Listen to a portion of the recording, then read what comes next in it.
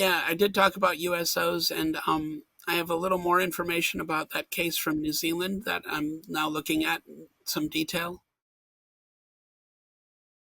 They're not coming from another star system. Yes, they live here. We were asked the question, what are your capabilities for observing underwater? Yeah, I did talk about USOs, and I have a little more information about that case from New Zealand that I'm now looking at in some detail. More remarkably, I talked to veteran David Barnett from New Zealand. He was a sonar operator on the HMNZS Southland in New Zealand in November of 1986. This is when JAL Airlines happened, right? I just realized this. In February, so they were performing exercises where they would leave out of Auckland, head out of the Hauraki Gulf into the Pacific Ocean, and then turn around and come back in, and they were to turn on their sonars to see if they were being followed by unidentified submerged objects.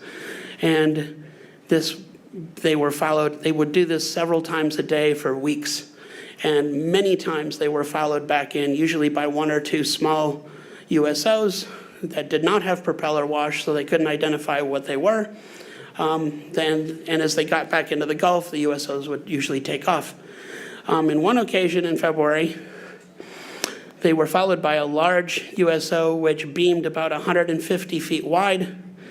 And when they finally made a sharp turn where they had to bank at about 45 degrees at 20 some knots, they were able to get a view from it from the side, and it was 800 feet long. It's about 30% longer than a Typhoon class submarine. This is a big craft, and it was following them, and it did not break away once they got to the Hauraki Gulf. So they maintained top speed. They made some more turns to try to shake it, and when they did this, the 800-foot USO closed the distance of 20 kilometers. It was 20 kilometers behind them.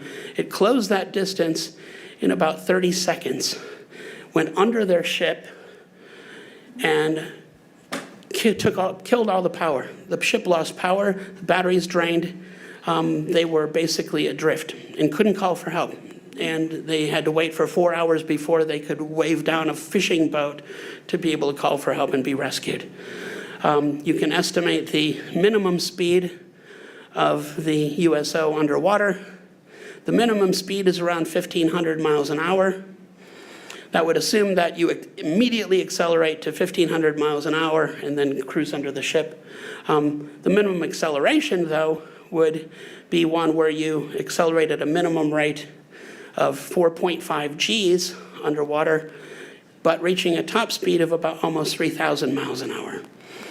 These things are very strange, and it's really bizarre because just like UFOs don't seem to interact with air, this thing didn't seem to be worried about any water resistance.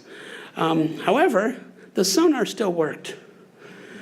And sonar works by a pressure wave hitting the craft and bouncing off. So if a pressure wave can interact with the craft, why isn't the craft seem to be interacting with the water when it's moving? Maybe we're not understanding how they're moving at all, and we've got some work to do here.